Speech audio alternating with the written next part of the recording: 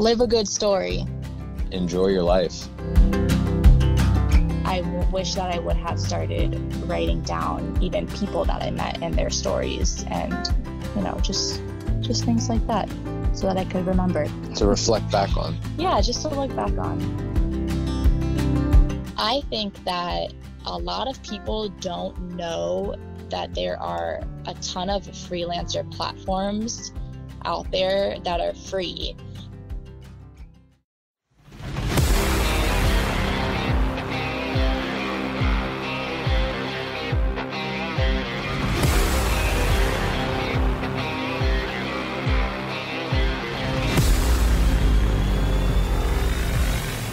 Listening to the GHT Overland podcast.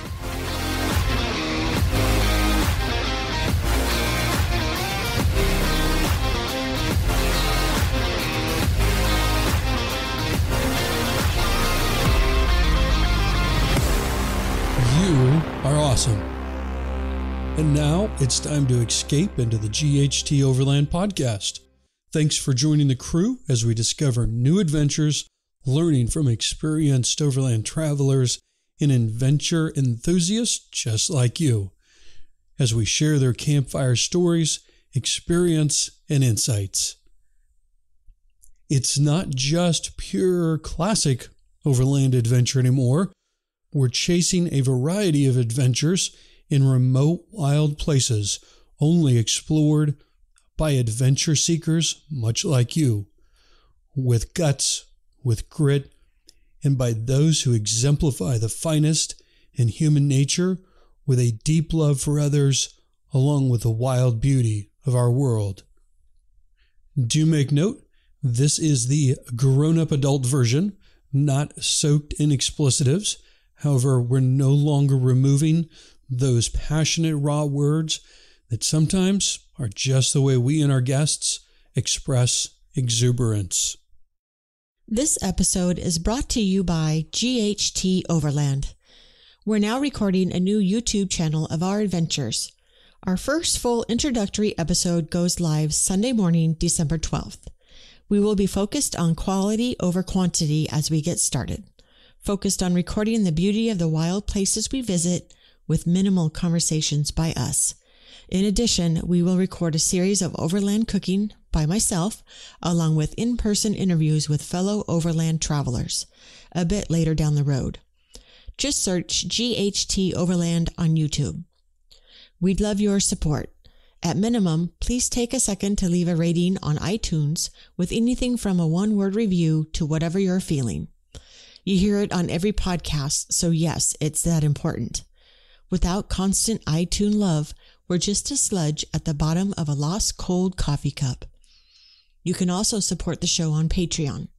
As time goes, Patreon will be the place we upload higher quality videos than YouTube allows, inside data on places we explore and love, along with pre-release downloads to our primary content. GHT stands for gratitude, humility, and tenacity. These are our three primary pillars of life. Taking it to the next level, we're adding in the rest of our pillars. With love at the core, purpose is our foundation, and no matter the obstacle or challenge, we always continue to move forward. And now you know, yes, it's the mysterious little logo you sometimes see in a post, on a video, and tattoos. Thank you for joining us as we pursue a renewed life mission of putting the best in people and nature on display, while tackling the Goliath of today by consistently placing positivity and respect for others in front of everything else. Wrapping up 2021 has been the highlight of the past several years for us.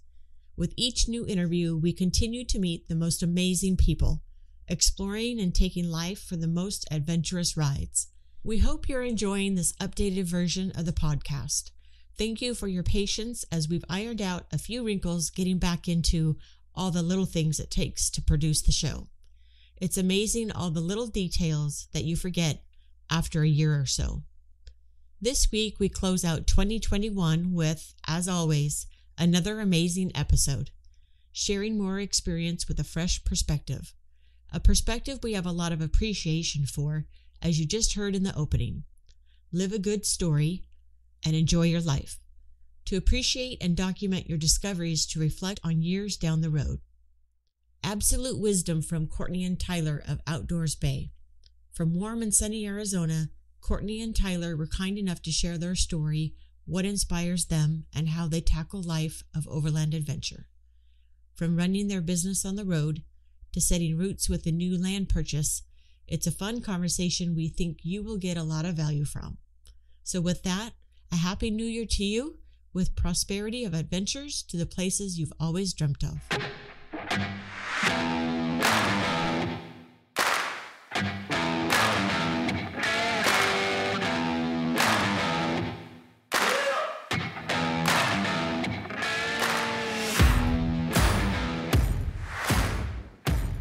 So, Courtney and Tyler, welcome to the podcast, and thank you for taking the time to join us today. So you guys are in Arizona, right? We're currently in Lake Havasu. That's awesome. So before we dive too deep, help transport us from a rainy, gloomy, cold Portland to a nice, sunny, warm place. Like, give us a description. Where are you at? What does it look like outside? What's the temperature? Blue sky. I don't see any clouds. We're looking at a bunch of little craggy kind of mountain peaks, and it's 72. A little breezy. Nice. We're actually in the middle of a wash right now. So normally in the summer times, we think that this would probably flood out, but it's a very popular boondocking spot in Lake Havasu City. Okay, cool. And then, so you guys are from Maryland, or you at least started from Maryland. Is that right? Yeah, we started this trip, I guess you could say, from Maryland. Is that where you're both from? I was born in Maryland. Courtney was born in Florida, and we met in Florida when I lived there as a young man. We met almost 11 years ago. I was 16 and he was 18 in Deerfield Beach, and he was down there visiting his mom. And then when I graduated college, we decided that we would move back to Maryland where we had more job opportunity.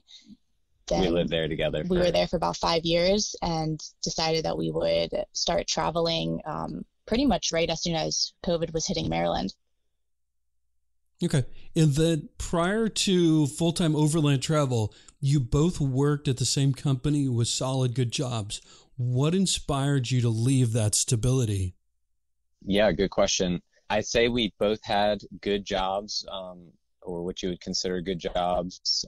We didn't feel like it really had what we were looking for the real long term of, like, investing another 10 years there. And we were just trying to get creative and see what we could maybe make an opportunity for ourselves. And we ended up starting 2 different businesses. One of them we dropped almost right away, and the other one is really what's allowed us to be traveling full time and doing this nomadic lifestyle thing. Tyler always really wanted to travel, and he would kind of hint it to me here and there, but I wasn't really ever that into it just yet. And then once COVID was coming around, I was actually inspired more by fear than anything. I wanted to have an escape route in case we needed it, because everything was so uncertain. And we actually bought our first truck camper, which is now we're in our second truck camper, but we bought the first one the day before Maryland was going on its lockdown. And I said, in case anything really crazy happened, we could always just, drop our rental house and travel if we wanted to get out of that area. It was very uncertain times for us because, as I said, we had just started a business and decided to quit our jobs. Kind of not spontaneously, had been thinking about it for a long time, but made our minds up. And then with coronavirus, becoming a thing in March, it was evident that we needed to get out of around the Baltimore area. It's not good to be in the cities in times like that. Yeah, no kidding. Any regrets at this point? No regrets whatsoever. It was kind of scary. And like Courtney said, I kind of always wanted to, I had dreams of doing some kind of like, vehicle-based travel, like adventurous stuff. I'd always loved watching the guys on YouTube that like sail across the ocean. by themselves. I always thought that was so cool. And, they had a totally different set of problems than I did, and it just seemed interesting. So when it became like an option, and we went for it, now, it's like the best decision we ever made. Yeah. I wish we would have done it sooner, if nothing else. We actually had a lot of support too. I was a little nervous to tell my family, because it wasn't very mainstream at that time, unless you were really looking for it on social media, but they were very supportive. I kind of just, after we were all set up in the truck camper, I said, hey guys, I just wanted to let you know that Tyler and I moved and I want to show you our new place. And I turned around the camera on FaceTime, and it was the truck camper, and there was a little confusion, but overall it was really supportive, and I was shocked by that. But you know what everyone's first thing that they said was, Tyler's family and mine, they said, oh yeah, I've seen something like that on YouTube, tiny houses, right?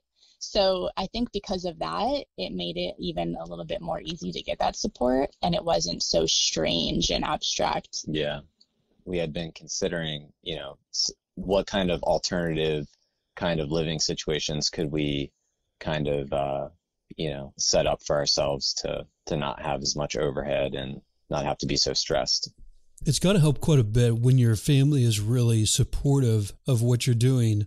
I can only imagine you're sharing your dreams and what you want to go do with a little apprehension. So it must have been really nice when you got support by everybody. Yeah, it was a big change, a few big changes all at once, because once we both quit our jobs, it was like, oh, okay, well, what are they going to do? They were nervous. Yeah, they were all nervous for sure. But we were always confident in what we were doing, and we do a lot of research, and I think ultimately they're happy to see us happy, and they're, excited to see us doing something different too. I think they all kind of live vicariously through us. That's really cool. And for the benefit of our listeners, can you tell us, what did you guys do previously in your past careers?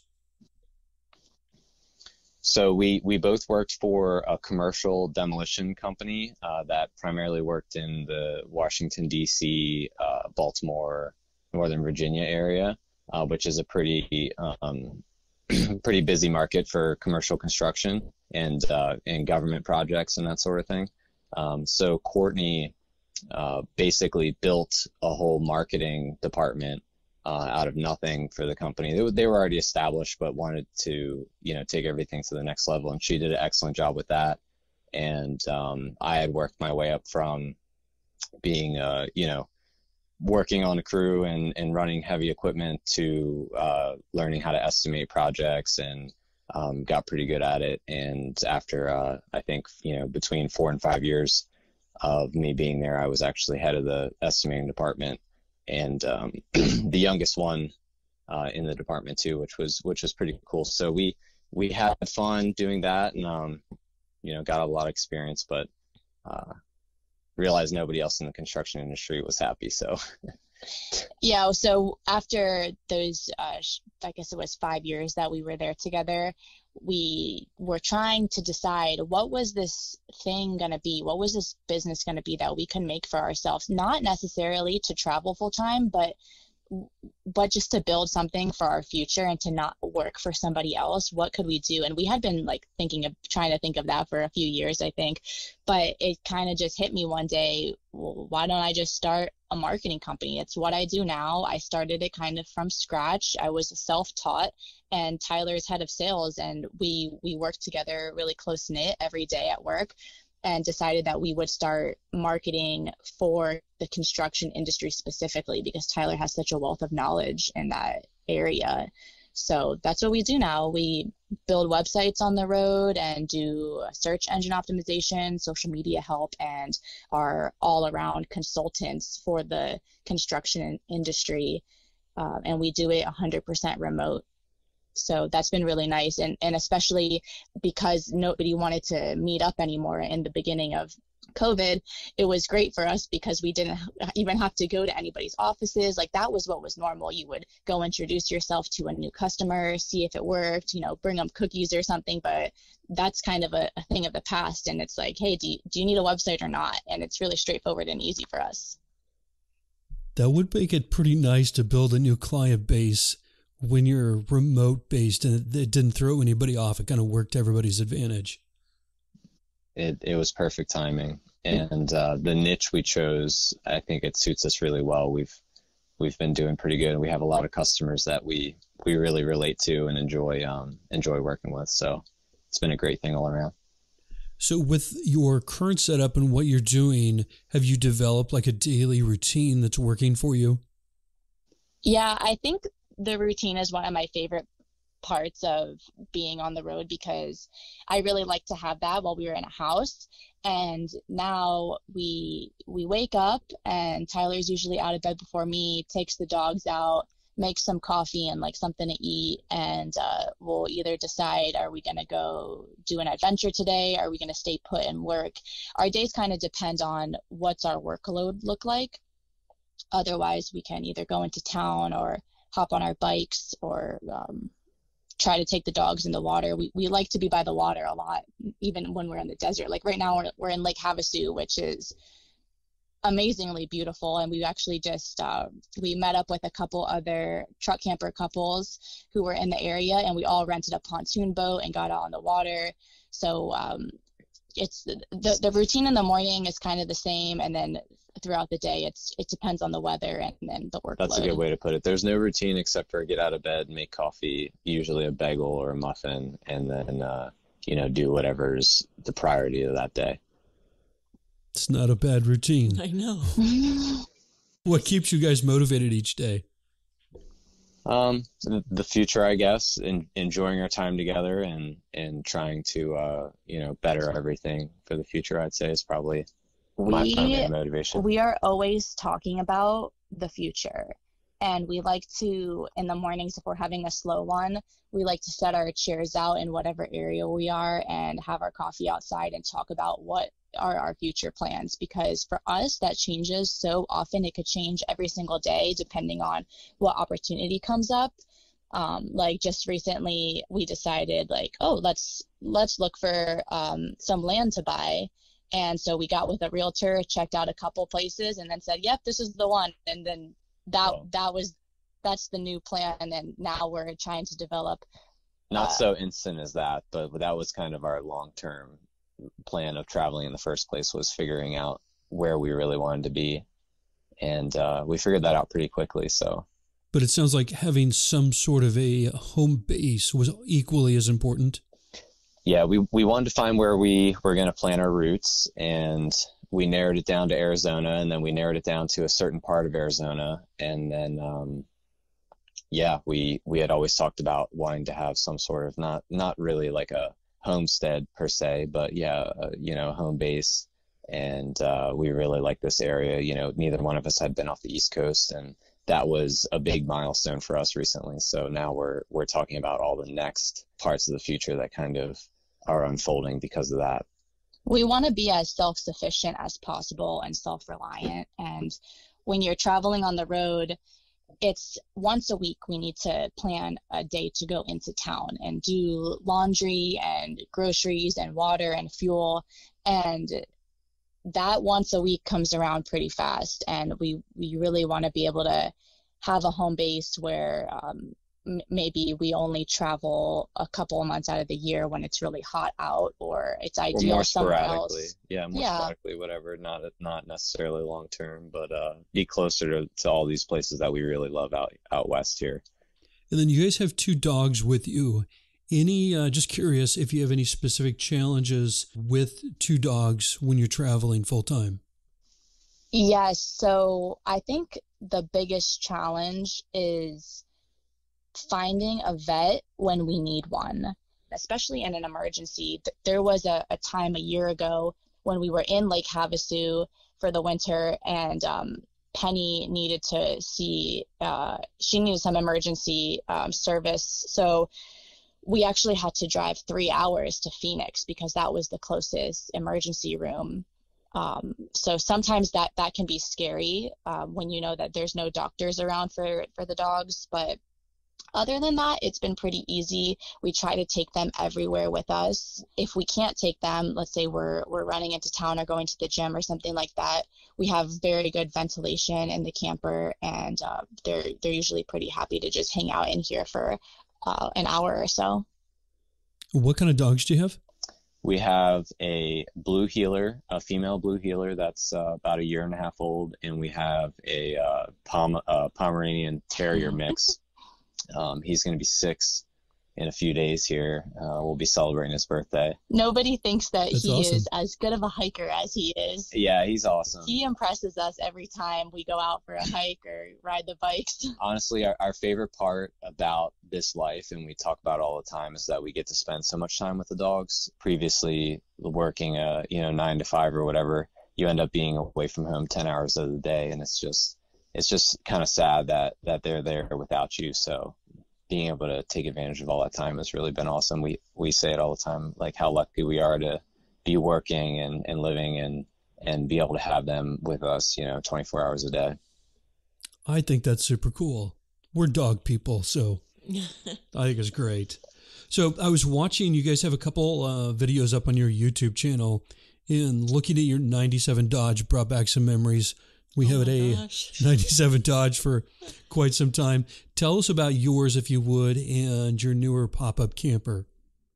Sure. Well, the 12 valve was something that I had wanted for a long time, since probably, even before I had a driver's license. These trucks were cool. I had a 24 valve previously, some issues with that. I knew the 12 valve was always the truck to have. So when I found the right one, it was probably about 5 years ago. I've just been kind of, I wasn't driving it a whole ton before we actually started traveling full time with it, but it was just kind of like, fix this here and update that. And I kind of, my whole idea of the truck was that it was kind of it was a machine that, I could rely upon, and I wanted it to be to the point where I could get in it and drive across the country if I needed to. And that was before we were even talking about, traveling full time in a truck camper. So that's kind of the whole idea behind the 12 valve. I mean, if you know what it is, then you know. And it was just the perfect rig when we started talking about campers, and Courtney had never even seen a truck camper. I had never seen a truck camper before. I was like, what are you talking about? Growing up in Florida, they're not super common. They're not really that common in the Northeast either. Yeah, I mean, you see a lot more out west. I grew up with them like everywhere.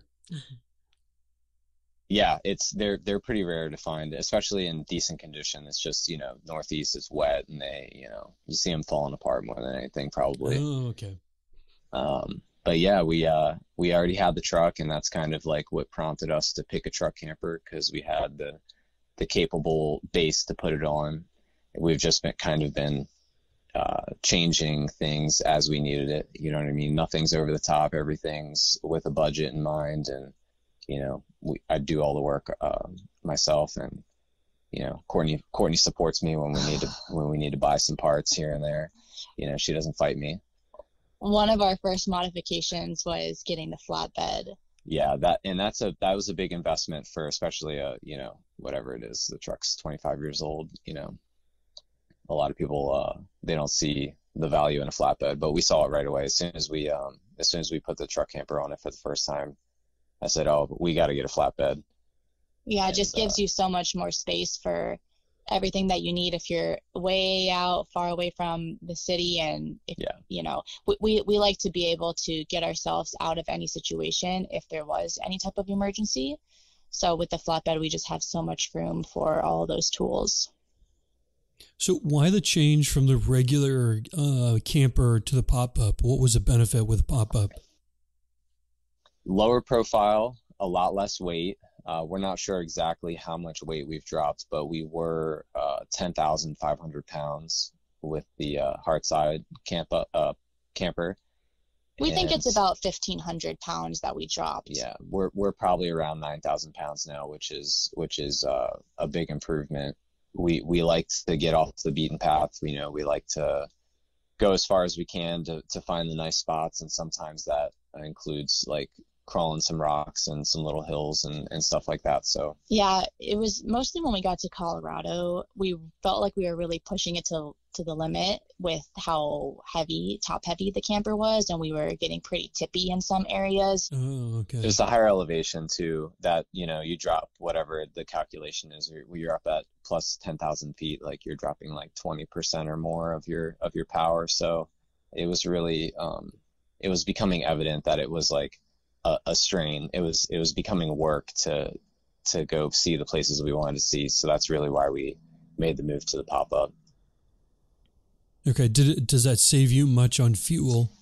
Not, I wish it did. If I drove, less than the speed limit, if I drove 55 or 60 like I used to with the hard side, just because that's what was comfortable, we end up doing, if the speed limit 75, we end up doing 75 or 80 now because we can. So we are doing better on mileage because now we can go a little bit faster. So we do.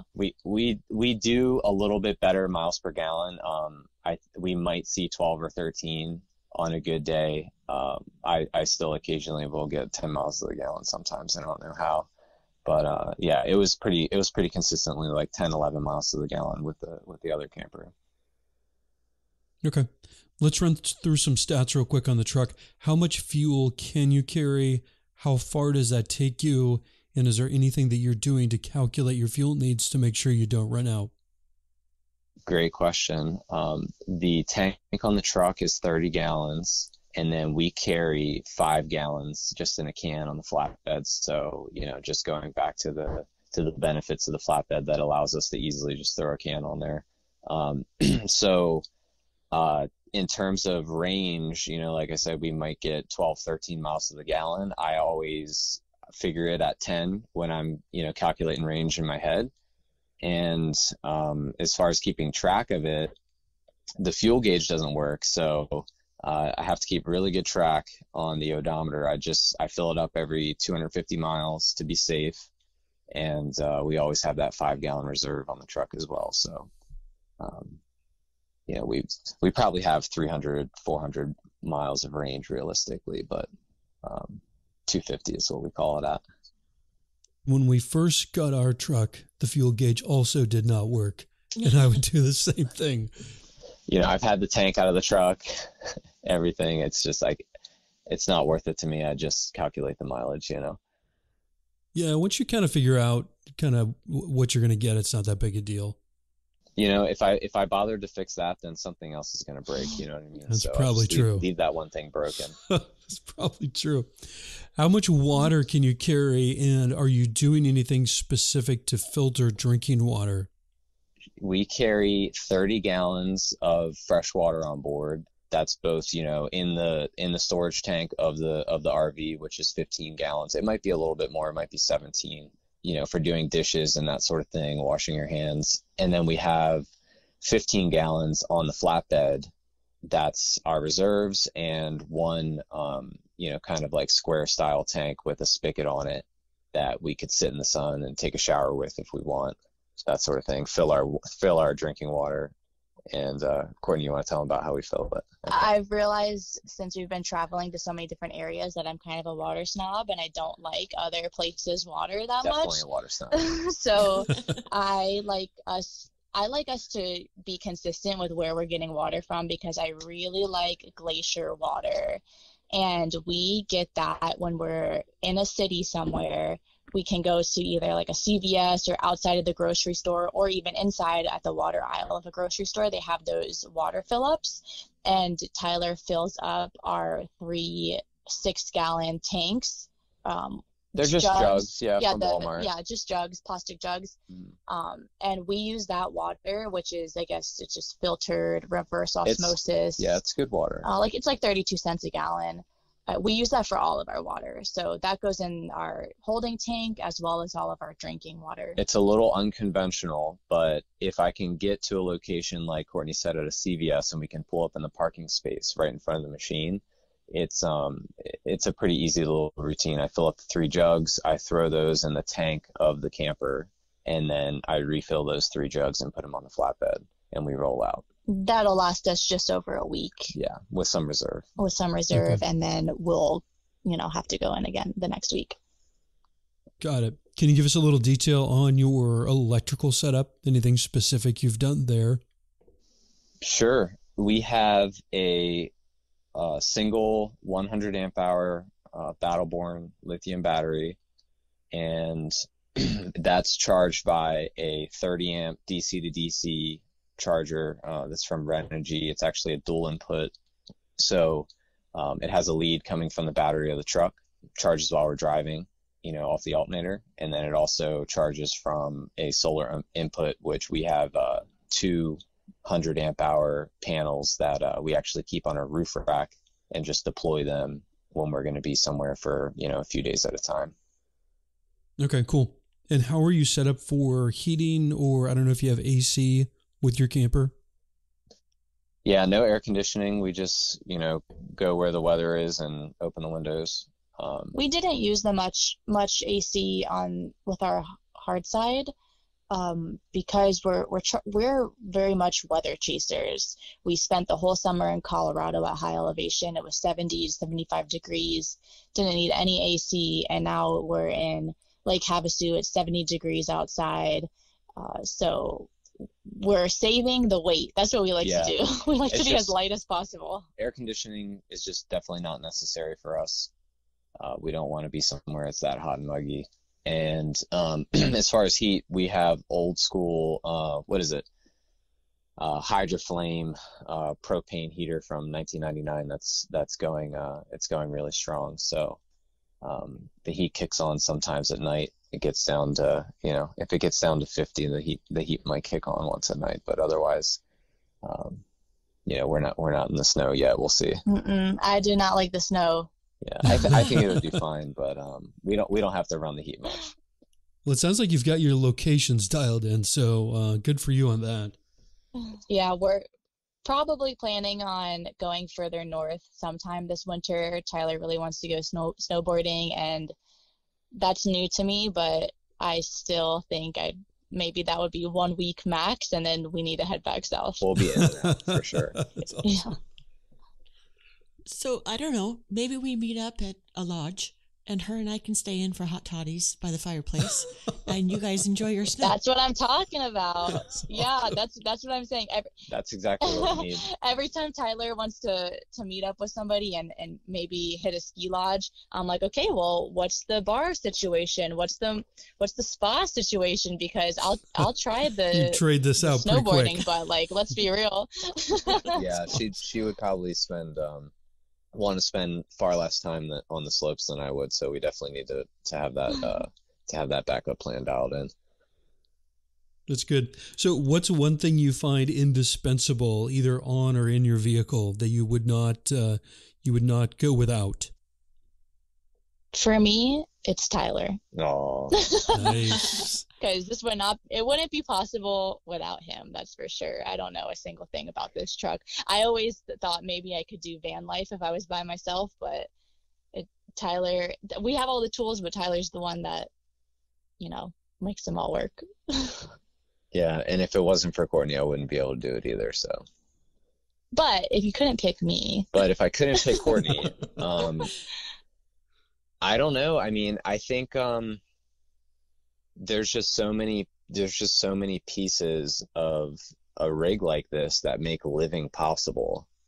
There's so many that I couldn't do without. I mean, I couldn't do without the stove to heat up my water in the morning to make some coffee. I couldn't do without. What about what's on the flatbed? Because a lot of people don't have that space, and that's a lot of important stuff for us. That would be a good answer. It would be tough for me to do this without the flatbed because it's so much utility for us. We fold the bedsides down and there are like tables out there. It just holds a bunch of crap that otherwise we have to have stuffed inside the camper and take it out every time. So extra fuel, extra gas, extra diesel. Generator, air compressor. All of our extra waters on the flatbed. We keep a sealed trash bin out there, so when we're out for a week, we can stuff our trash away. Yeah, I'd say the flatbed probably is what I would want to least give up. I could almost downsize on everything else in our setup. But yeah, we always joke around that when people see our pop-up, they're like, oh my gosh, like that's so different. I don't think I could do that. And we're like, really? Because we want to go smaller. We could go smaller. Like, what's the next step for us? Is there anything you've never used or removed? my snowboard. Yeah, we've actually never used this snowboard. He got it when we were in Maryland in hopes that we would be somewhere soon. Yeah, that was a hard question for us because we've been good about just kind of like getting rid of stuff that we don't need or removing it from the loadout on the rig. So we pretty much have it dialed in to where we use everything that we have. And your setup, does it have a name? Not really. We call it the campy cabin, home. We call it the cozy cabin. We have a bunch of pet names for it, but it doesn't really have a real name yet. The 12 valve. Yeah, call it the 12 valve. And what's one favorite meal that you guys enjoy making? I couldn't name one. Courtney's a chef. Courtney does a really excellent job cooking for us in this small space. So I don't know. I'll let her pick. I really enjoy making buffalo cauliflower. So I'll just get a head of cauliflower and chop it up into, I don't know, maybe like 1 to 2 inch pieces, put it on a saute pan and like kind of steam, but also saute it at the same time, and then toss it in a sauce. So usually I'll do buffalo sauce, or Tyler really likes barbecue sauce. We were actually pescatarians for 5 years, so vegetarian, but we also incorporated some fish. Until recently, we are incorporating more meat now. It just felt right, and I was getting a little intimidated by having to switch up the vegetarian meals so much because I don't have an oven, and it's a little limiting. So now that I'm cooking with chicken, the possibilities are endless, and that's just recently that we started doing that. So I'm still like exploring that world again because it's been so long. I don't know why she would pick buffalo cauliflower as her favorite to make. What is that? Because it's the easiest? Well, because I like having like chicken wings, and we're not having chicken, so she makes these amazing dishes. She needs to make a freaking cookbook, and she has been being better about making notes about it. A couple other ones are like chicken marsala with mushrooms and mashed potatoes, or Thai curry with chicken. Oh, the Thai curry coconut chicken. Or eggplant parmesan. That's really fun to make. It's a freaking mess, but she makes it's really good. Yeah, that's the best part. Yeah. So you guys started from Maryland when you started this journey. How many states have you been through currently? We talked about Colorado. You're in Arizona now. We did the math at some point of the states that we've been to together. And it's somewhere around 30. Yeah, I think the number's like 33 of total states that we've been to. Not all of those have been like on this trip, but we had just counted like in general the states that we've been to. We're looking forward to next summer. We're planning on hitting the northern coast, I guess you would call it, like Montana, Idaho, northern coast, it's not a Oregon. Coast. Yeah, what northern border. Yeah. And over towards the Pacific Northwest, hopefully. We'll see. We spent all summer in Colorado this year, so we want to, Montana, Idaho, Wyoming, go see that next. We haven't been up in that part of the country yet. Mm-hmm. Yeah, we were getting envious of seeing all of our friends on Instagram that did those areas this past year, and we hung out in Colorado just because there's so much to see there, and we tried to see as much of the western slope as we could. And then we got our pop-up in Denver while we had our hard side still. So we were like trying to figure all that out, and we kept our hard side in storage. And then we were just trying to juggle a few things. So we didn't make it out of Colorado. Yeah, really, we never left. So for your travel days, if you're going to go to a new location, what kind of planning do you do, and are you making any considerations for staying off the main highways at all?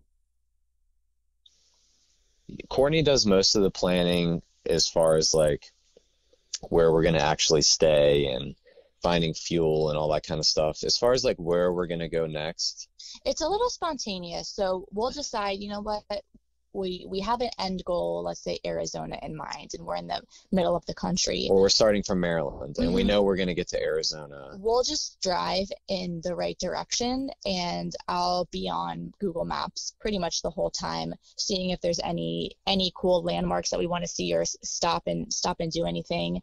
And then we'll pretty much decide that after 6 hours, that's a full day of driving for us, and we need to stop and stay somewhere. So then I'll just be on some of the Overland apps and see if there's anything in the area.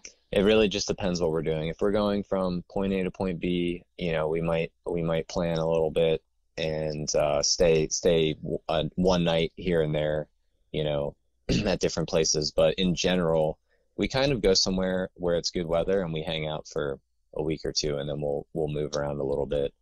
And that doesn't take too much planning. We just know like, hey, we're gonna mosey over here, next week at some point.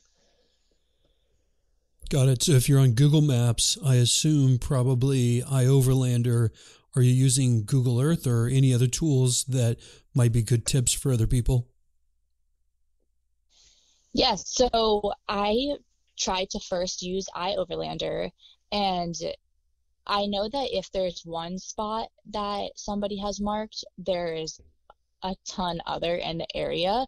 So I always like to copy those coordinates from the app, go over to Google or Apple Maps, put in the coordinates, and then check out the satellite view. And normally there are other paths you can take in the same vicinity, but then I know that we're not going to be somewhere where everyone else is probably trying to go. We are also a little bit bound by cell phone signal.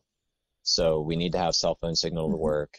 So I also use an app called Free Roam, and I don't think it's talked about much, but it has this feature. So the main point of the app is similar to iOverlander, but it has a feature where you can toggle a filter to show you different cell signals in that area. So you can toggle on on the AT&T coverage map or T-Mobile map, which is the two that we have.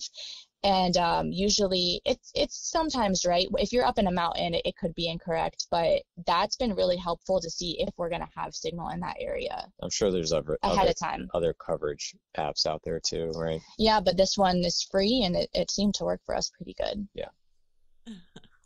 And then are you guys using like a Spot or InReach? We have a dedicated line for a hotspot that is essentially our business line. It's just an iPhone 12 or whatever it is, 10, I don't know. And we boost that with a WeBoost, and we operate our computers and everything off of that. That's AT&T. I have T-Mobile, so the priority is AT&T. So Courtney has signal, and our business line has signal. We usually do pretty good. Yeah, we have 100 gigabytes of data on the AT&T hotspot phone, and then Tyler's phone, I think you have like 30 gigs a month. No, I think it's like 10. I barely use it. Yeah, it's not much. So if we had to, we have as far as hotspots. Yeah, we have never gone over our hotspot data. I think maybe but 1 month, and we probably like streamed a movie or something stupid like that. And then we could use Tyler's phone for our laptops too. But that's the 100 gigabytes has been pretty good. That's the solution for now. Mm-hmm. Yeah, and it sounds like it's working pretty good. That in combination with WeBoost. Yeah, it works. It's sufficient.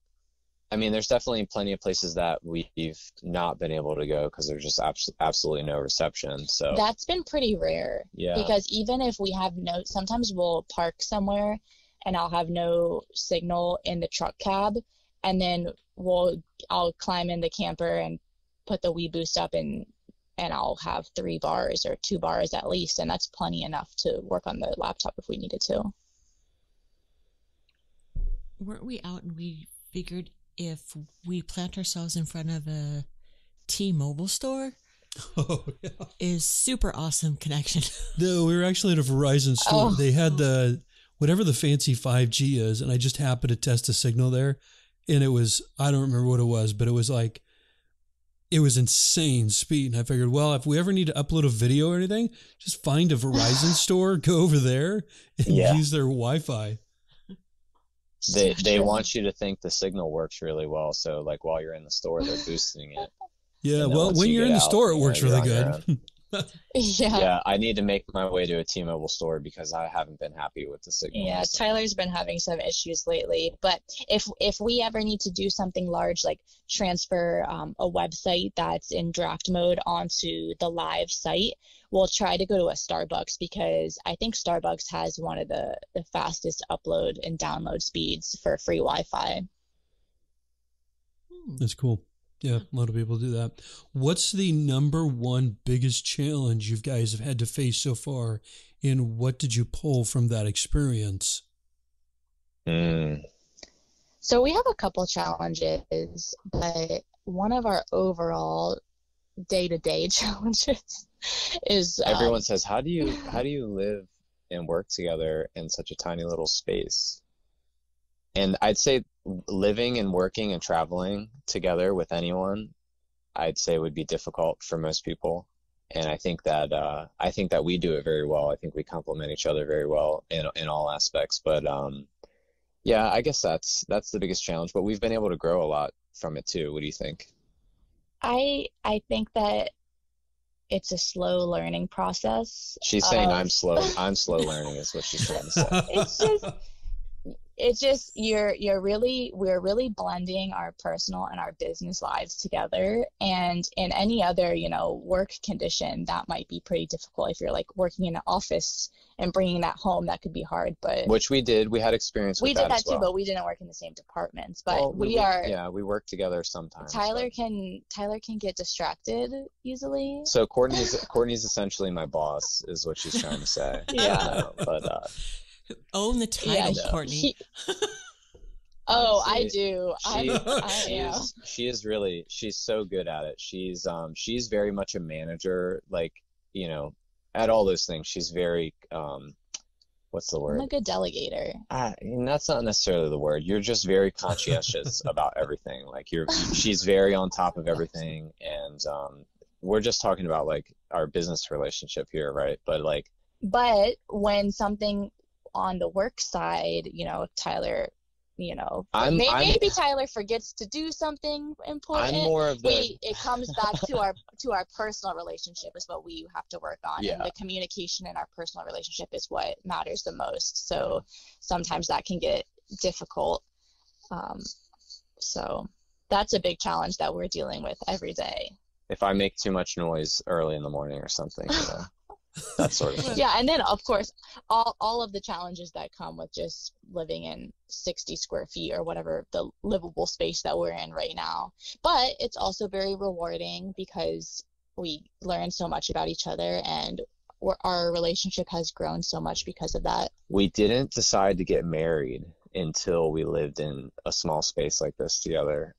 Yeah, we actually just got married this past April. Yeah. Oh, and part of that's to do with the business. So, so Courtney can't, run off with the business on me. I'm just kidding. But in all seriousness though, like we are best friends. We very much enjoy each other's company more than other people's company, I'd say. We like people. We like, talking with people and hanging out and, especially people we share interests with and stuff. But we're more like recluse. I think we very much enjoy our time, where you can't see anybody around. I think we can relate to that. So we can walk around naked. Well, then there's that too. I'm joking. He's kidding. We've been in business together for probably 15 years. And it does, like, I can only imagine adding then a very tight space. I don't think, if we're completely honest, if we were younger, well, we probably would have made it work. I'm confident of that. But that's got to just add such a bigger element to the relationship when you're in a confined space and being in business together. It's a big test, but I think we're doing well. Yeah. Well, good for you. Yeah, we never even thought about it. We never even thought about that being a challenge, or I didn't at least think about it before we started this. We just we're like, okay, well, this is what we're gonna do, and and then we're like, uh-oh, it's a challenge. That wasn't really a hurdle to us. Yeah, I guess I never really thought about that. We always just really enjoyed each other's company, and I guess that's what makes it work. That's cool. So of all the different places that you've been, can you think of one that's maybe a super favorite that you've been to, an experience you had or a place that you went to, and what made that so special for you? There's a few. I think the whole state of Arizona has a lot of those for us, and we really fell in love with this state. One of the most notable places is Lake Havasu, where we are now, because it kind of has everything that we wanted. We were really into boating, and it has a beautiful lake, and then it has all the camping, the desert life, the perfect climate. If it's cold anywhere else in the country, you could probably find us around here, at least part of the year. Mm-hmm. We've been a lot of cool places, even close to home.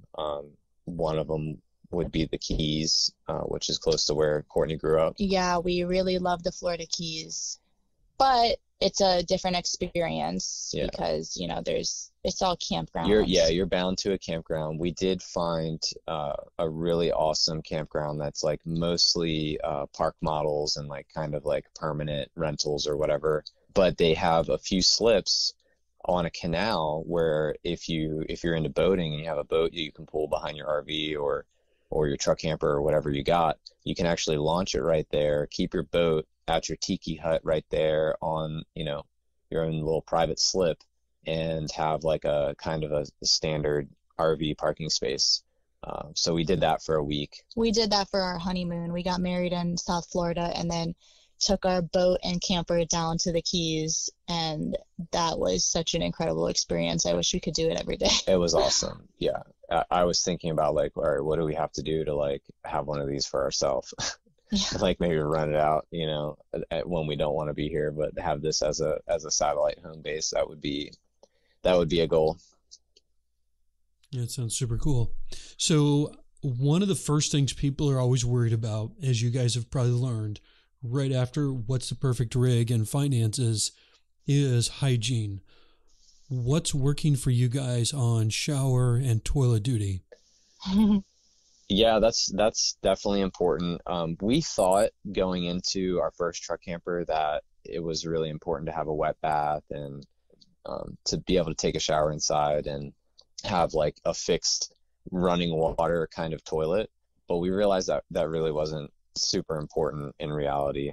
That was mostly because whenever we would need to dump our gray and black tank, it would be so expensive per how many gallons we were actually dumping. So if we couldn't get it for free, they would charge you whether you had a fifth wheel or big coach RV with a 50-gallon tank.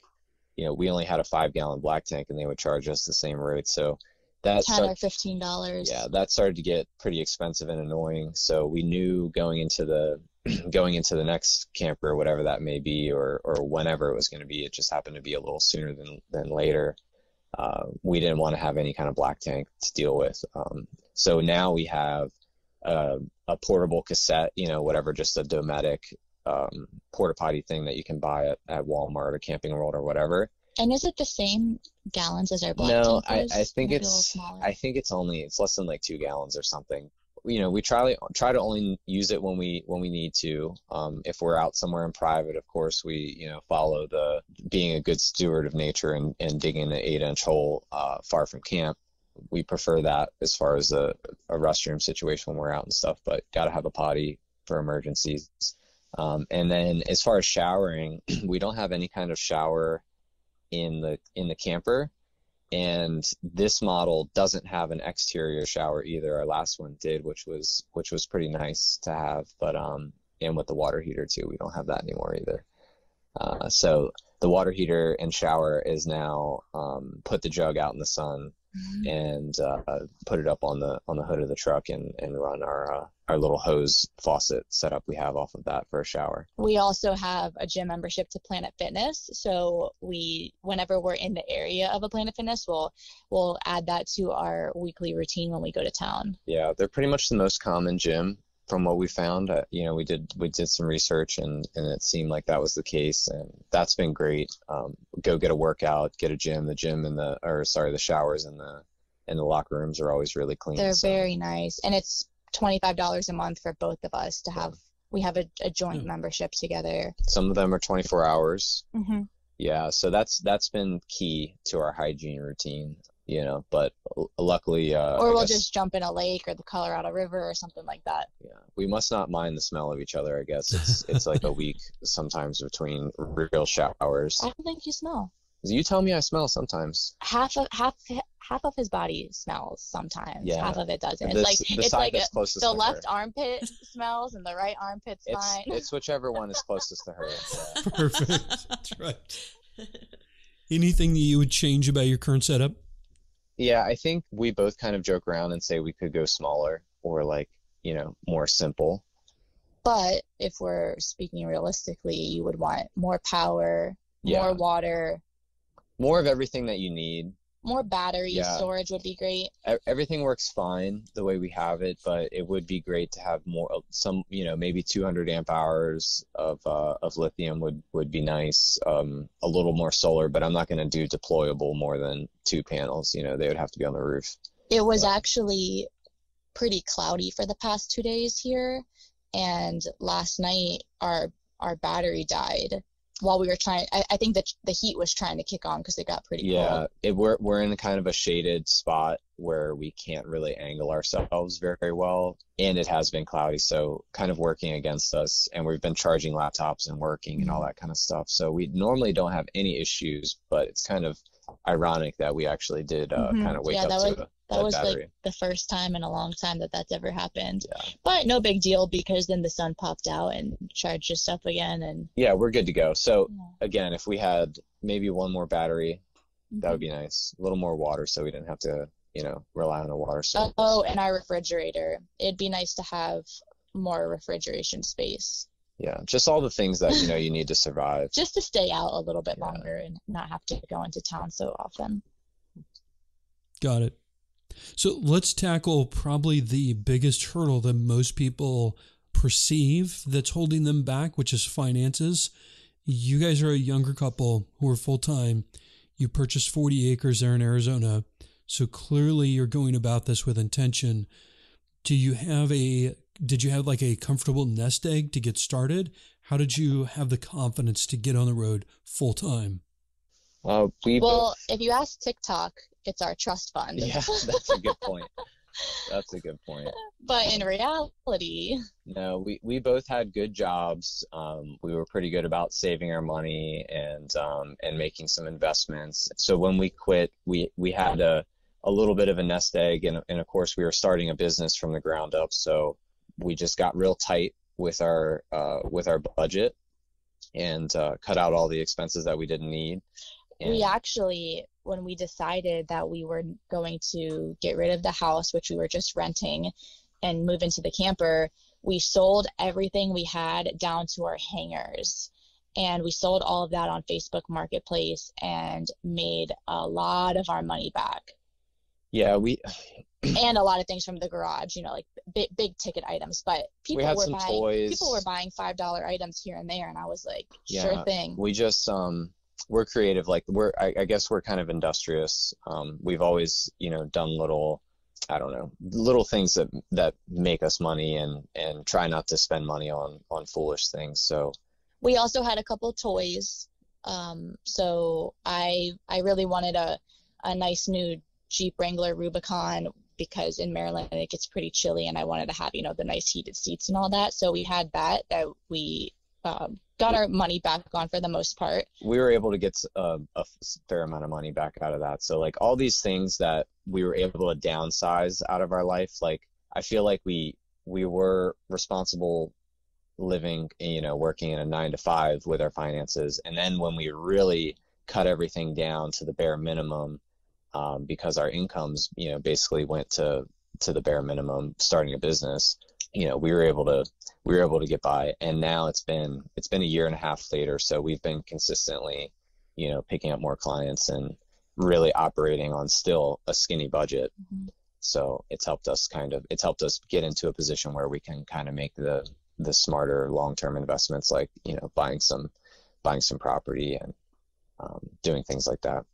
It's actually our 2-year business anniversary. Yep.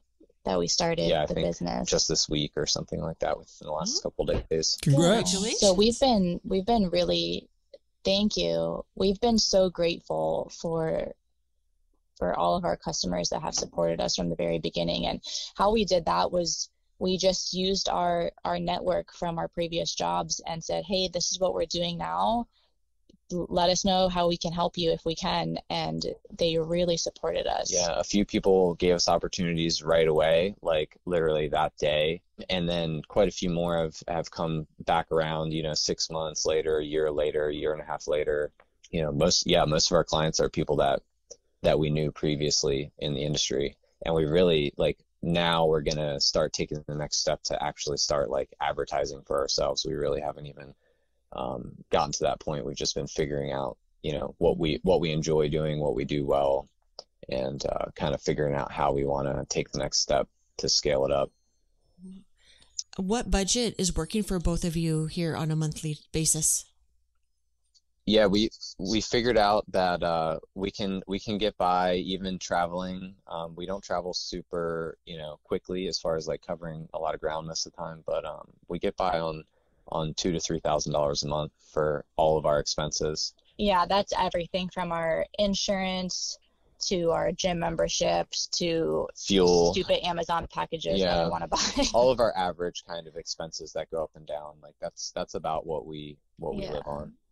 And then we have a few business expenses that are on top of that, and that changes, of course. But yeah, I'd say if we were able to figure out some other type of remote work, if that was the necessity, we would still be able to get by on that. Most of that budget is our grocery spending. I like to buy a lot of good fresh produce and about 80 to 90% organic. So I think that really amps up the monthly budget. What's your best advice to others who are held back by not being comfortable financially? I think that a lot of people don't know that there are a ton of freelancer platforms out there that are free. Just remote opportunities in general. Remote opportunities to freelance anything that you can do from the computer. So it doesn't even have to be, social media or build websites. So for example, if you are a receptionist at your job and you really want to travel full time, and your day-to-day activities at work are, data entry and logging calls and, just little things like that, there are freelancer websites that need people like that remotely. So one in particular is called Upwork.com, and we like to use Upwork a lot if we have little odd jobs that are kind of time consuming and we need somebody else to do it for us. Something like data entry. Like data entry. You can go on these websites and put in your skills and get hired that same day for whatever hourly rate that you mark yourself at, and they just deposit it right into your bank account. Yeah. And you can create a lot of long-lasting opportunities and I think that build a business out of it. Especially nowadays, there's so many opportunities for all types of remote work. Like Courtney said, if you're a receptionist and that, that is your skill, there is somebody out there that's looking for a virtual receptionist or virtual assistant. Mm-hmm. Yeah. And if you're, willing to just take a little bit of risk for a short period of time, you may be able to have 10 clients as a virtual assistant, and next thing you know, you're hiring your friend or whatever, and scaling up a little freelancing business. You know what I mean? So I feel like there's opportunities nowadays with the internet, even for hands-on stuff. Like, I know a lot of people do Amazon contracts and that sort of thing, like working in their warehouse or whatever. But we've like seasonal jobs. Yeah, seasonal jobs, working at the ski resort, whatever. If you're into snowboarding, get a job for the season at the resort. I mean, it's probably easier said than done, but like, there's a lot of options out there. I've even seen, if you're a construction guy and like maybe you're a skilled labor or an equipment operator, which is like a very much physical, like, you're in person, like that's your job, using your hands. There's still a ton of people, or a ton of opportunities where businesses have contracts and they need a guy for 3 months that they don't want to employ long term, for a project in some wherever. Pick a location on the map where you want to go and search around. I think you'll find opportunities. Any other thoughts on finances, saving, or investing? I would just say, like, get to work and whatever it is, you know what I mean? If you're traveling, that's probably the hardest thing for most people. Like they work a seasonal job or whatever, where they've worked for 5 or 10 years saving, and now they want to take, a trip for X amount of days. And then there goes the savings. Yeah. And then you're spending your savings. So, I'd say, like, figuring out what your bare minimum budget is, realizing and cutting out your unnecessary expenses, and then, figuring out how you're going to make it more and more sustainable. And maybe you even get to the point where you're making a reasonable profit doing whatever you're doing, and maybe one day making more money than you're in your 9-to-5 job. We also like to invest in physical assets. So we looked at the land purchase as also an asset to us, an investment. Our truck is an investment to us. Yeah, versus both of buying. Our campers are an investment to us. So if we did have to at one point liquidate everything like we did when we moved into the camper, that's a gold mine sometimes. Yeah, we try to look at everything as like, we're buying stuff that to appreciate. Yeah, it will essentially hold its value. A lot of things that we've, our truck, for instance, like if you're, maybe call it the used truck market in general or whatever, but our truck's most definitely gone up in value versus what we paid for it, and that wouldn't be the case if we bought something brand new that's depreciating. So that's just kind of like how we do it. The same thing with our boat. Mm-hmm. That was like the best purchase we ever made. Bought in 2018 and then sold in 2021, mm-hmm. and actually made a little bit of money on it. And we got it for 3 years. We got lucky with the boat sale because the market for boats was really hot, and we were also just ready to sell because we weren't going to use it for traveling. And more or less use that to buy our land. Yep. So we got all of our money back plus some, and used some of that towards the land purchase. Yeah. So I guess to answer your question, just think about what you're doing with your money. Mm-hmm. Try to do things that are going to appreciate over time, and not, experiences are worth money, mm-hmm. 100%. But, be smart, whatever that means. Yeah, we're figuring it out still. Yeah. Well, I say good for you guys. It's obviously you're being intentional and you're being smart about it. So hats off to you for that. We appreciate it. So on safety, what are you guys doing to be smart about safety, both personally and for your belongings?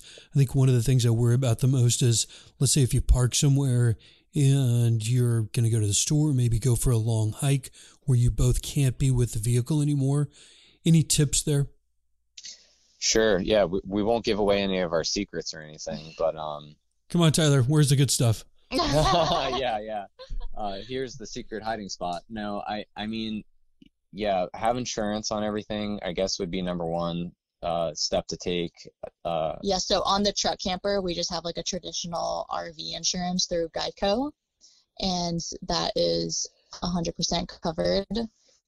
We keep everything locked up well. We tend not to go anywhere that could be considered sketchy, I guess, but you never know. And I guess we try to be vigilant at all times. So that's part of our thing, is kind of like we try to be more or less prepared, in general. Preparedness, I guess you'd say, is the word. And that goes for anything from like tools and equipment, to be able to fix the truck, like when we're loading the truck out, it's, I kind of pack it up like we may never go home. And we have plenty of first aid on hand, basically within reach anywhere we are. As far as like real like safety and security concerns, like I give credit to the dogs a lot for being able to let us know way ahead of time.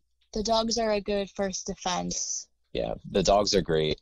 They're almost too good as far as like barking at literally anyone that, yeah. In terms of like safety, security, being prepared for everything, tools, materials like first aid and knowing how to use everything. And then, your last line of defense, we don't travel without a firearm. And, we always make sure that we look up whatever the state laws and regulations are. And we both have extensive training and permits, licenses for many different states. I think that's an important thing. I wouldn't want to be 2,000, 3,000 miles from home, for any reason without some sort of ultimate protection like that. And then you mentioned Geico for the insurance for the vehicle. Any tips on personal health insurance? Yeah, health insurance is another one of those challenges. Right now, our health insurance is only good in Maryland. When we switched over to be self-employed, we got with a health insurance broker. She got us the best, cheapest we could get. It's not the best, but it's the cheapest. The best for the cheapest, I guess. Yeah. It's if there was any kind of catastrophic event, we'd be covered. But we try to be as healthy as possible, as careful as possible. And if we are out here on, in a different state, then we figure that we're going to be paying out of pocket and we're going to go to urgent care and hope that nothing absolutely catastrophic happens. Yeah. We have to have, emergency funds for that kind of thing. But, for the catastrophic stuff, we do have the bare minimum coverage. But Courtney, I think, had the best point of invest in your diet and your health. Yeah, well, that's kind of a long-term thing. If I fell off a mountain today, that wouldn't be good. Yeah, but we're pretty healthy in general, thankfully, and we're trying to keep it that way. I did recently have somewhat of a health scare, and it was stressing us a lot because I had a procedure scheduled back in Maryland because I was like, oh, my health insurance is only good in Maryland. I have to go to Maryland. Like, I'm going to be gone for a month for recovery and all of this. And then we realized, like, right before I was going to fly out, that my health insurance isn't even going to cover any of this. Well, it was below our deductible. It was thousands of dollars. Yeah. And we decided to get a third opinion, actually. And this was, it was a pre-cancerous kind of scare for Courtney. And she took her health really seriously for 6 months and I looked into a lot of holistic healing. She was on a very, very in-depth vitamin regimen and diet overall. De-stressing, I think, was the big thing. Our lives were pretty stressful previously, but we got a third opinion 6 months later, and she's all clear. So yeah, so thankfully I didn't even need to go to Maryland. But that's just the thing with health insurance. I feel like that is a big... It makes me feel trapped, like it's an anchor, because I feel like I can't go anywhere if I needed to. And that's kind of the same thing with the dogs. Like I really should, whenever we move to a new spot, I really should be more vigilant and look up where is the closest emergency room or emergency vet, because when you need that, there's no time to look it up. You need to know where to go. So I'm looking forward to us having our land and getting an address. We do not have an address yet. And then once we have that, we can get insurance over here and look at more nationwide coverage. That was the big push to get our land too, was not only that we were looking to set up a home base, but like we want to move our stuff out of Maryland, and we want to, get a nationwide health insurance and, have all our business and everything in Arizona instead of Maryland. So we're working on all that. So as you guys travel, what, if anything, has restored your faith in humanity? That's a good question. We have so many times where people come up to our truck because Tyler has the hood up. Tyler will have the hood of the truck I'll up. just be checking the oil or something. And so many times people will come over and say, oh my gosh, do you need anything? Like, do you need any help? Can I help you? Like, are you guys okay? And we're like, what? Yeah, we're good. Yeah. And it's really so sweet. It's so nice. And we try to also pay that forward. And whenever we see somebody that might need some help, Tyler's so good at offering a hand and having every tool we could possibly need to help somebody else and charge somebody's batteries and all that stuff. That's definitely the nicest thing when somebody stops. They're just complete strangers passing by and they stop and ask if you're all right. And I feel like that's been happening a lot to us lately. And a couple times we actually did have some legitimate issues, but it's nothing that like, I needed a part from Kansas, not, they weren't going to be able to help us at all. But I feel like it is from all the people that I stopped to help just in random ways. And now it's coming back around. There's a few times when we're boondocking where someone will be like, oh, can you help me charge my phone? And Tyler will be like, yeah, let me charge your phone. And then, oh, also my battery on my van is dead, and we'll help that. And then Tyler will also help vans get pulled out of the mud, and he's such a good guy. Oh yeah, thanks. Nice job. I try to help somebody if they're in need. That's good. We need more people like that around. Yeah. We try to do our part. What advice would you give your 5-year younger selves? Enjoy your life. Mm-hmm. I read somewhere, or somebody told me or whatever, that it was a waste to invest more than 5 years at one place in your 20s, and that you should move around and experience different things and learn from different people. So, I was thinking in terms of like, I thought like, oh, I'm gonna take over the company that I'm working at one day, right? Like I'm gonna figure out a way to buy my way into part ownership or whatever. And I would just give myself the advice to be a little bit more open-minded and, not make such rash decisions. Yeah. I guess that I wouldn't want to go back and change anything because I'm so happy with the way that everything's worked out. But I think that would probably be my number one thing. Like, don't be so ornery. Like, just, have a little patience sometimes in what you're doing. For me, I wish that I would have kept a journal of events in my life that meant something, or even I have a small struggle with stress and anxiety, and it's uncontrollable to me, and I wish that I would have written down a journal entry of each time where I thought, oh my gosh, this is the worst thing that has ever happened to me. Because now if I could look back at those moments, I'd be like, oh my God, that was no big deal. Like that situation passed. And I feel like if I'm in a situation in the future where I'm like, oh my gosh, this is so horrible, I could look back on those moments and think like, look, you got out of this too. You can get out of the next one. So I think I have not the best long-term memory. I wish that I would have started writing down even people that I met and their stories, and just things like that, so that I could remember to reflect back on. Yeah, just to look back on. If you could put any message on every billboard in America, what would it be? Live a good story. Ooh, I like that. I like to say that sometimes. Is there anything else we missed that you might want to include? I think that another big challenge for me, at least, because I'm the one that manages our Instagram or any social medias that we have, I think that's big for this community. Everyone wants to document what they're doing, and everyone wants to share with other people and hopefully grow community. But social media can be so dark, and I like to do it for fun. I don't like to do it to get products or to make money off of it. It's really like a memory book for me. But a big challenge was earlier this summer, we started making like Instagram reels and putting them on TikTok.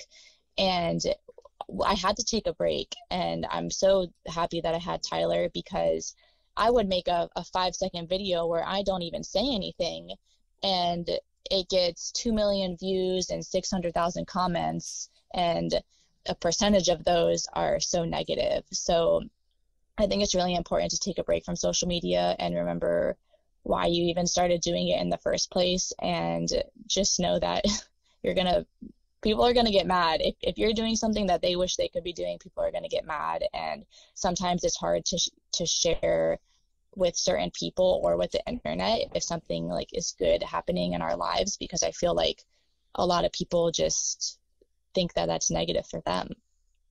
A lot of people put out negative energy on social media, that's for sure. Yeah. But we have met quite a few really cool, like-minded, like relatable people because of social media. So I'm thankful for that.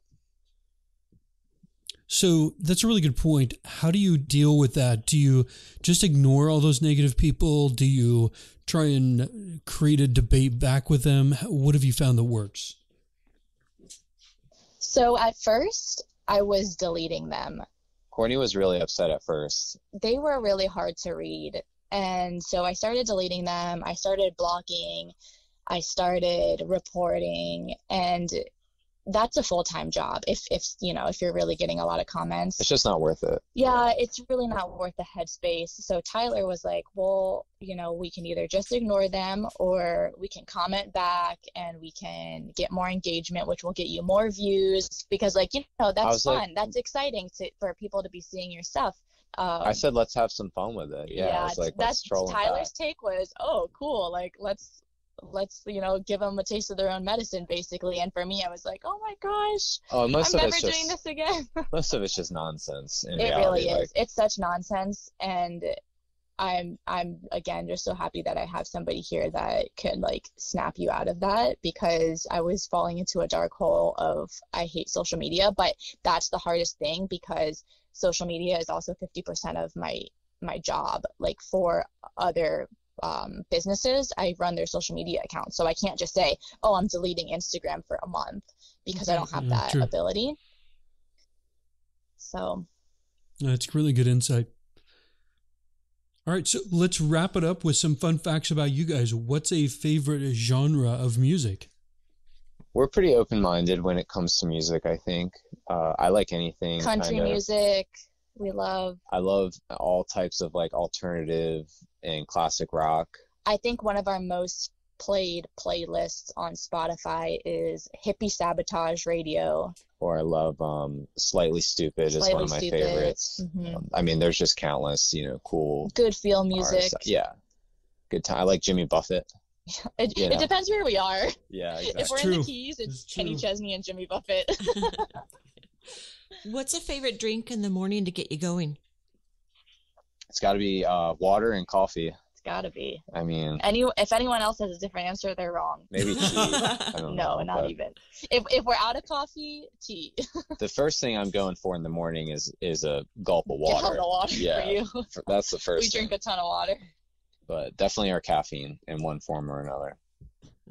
And what's a favorite beverage at night to wind down after a long day? We actually have a fairly detailed nighttime routine that includes a cup of sleep tea.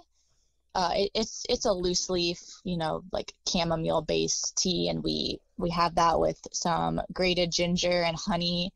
And so we call that the sleepy tea. That's our sleepy tea, and that knocks us out. And then we'll also diffuse some essential oils in our little 12-volt diffuser and get the good smells going, the lavender and the cedar wood and I'm so proud of you for remembering. Yeah. Creating the spa environment. Yeah, it's really nice. Everyone that comes in here, I'm worried it's going to smell like dogs. People living in a camper where the dogs are, and they're like, oh my God, it smells like, I don't know. They don't even know how to describe it. It's like, what do they say? Patchouli. They call it, patchouli. I don't know if that's really what it is. We diffuse a lot of essential oils. I don't even remember what the question was now. Hopefully we answered it. Oh, nighttime. Yeah, the nighttime drinks. Do you have another nighttime drink? No, we're not big on alcohol. We'll have some red wine here and there sometimes. If it's Tyler's birthday, it's a bottle of Jose Cuervo and it's margaritas every night. Yeah, but other than that, it's not a lot of alcohol. Yeah, if we're trying to, whatever, celebrate or have a good time out somewhere, like that's funny. Whenever we get a new customer or a new big job, we'll say, Margs, let's go out for margaritas. Even if somebody pays their invoice, I'm like, oh, we're gonna have margaritas. Yeah. And how can people learn more about you? We're most active on Instagram. Our handle is at Outdoors Bay. And I think that's pretty much where I'm most active. You could find us on Facebook there if that's your thing, too. Yeah, we're on Facebook, TikTok. We have a website, outdoorsbay.com, where we hope to be more active with blogging. But it's been put on the back burner lately. If you want to get a hold of us and be friends or ask us a question or something like that, Outdoors Bay on Instagram is definitely the best avenue. You're going to get Courtney. It's all her. If you're asking about the truck, then I get quarterbacked over to me to answer those questions. But that's definitely the best place. And any more information you'd like to give or useful resources our listeners should check out?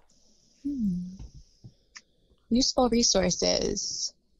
Definitely the Weather Channel app, because there is a feature on there where you can see the entire nation with like a heat map. So you can see where's the hottest or where's the coldest, where's the snow happening. I like to use that a lot. I actually just used that today. So we can see like, oh, it's going to be 10 degrees colder. Let's go somewhere else.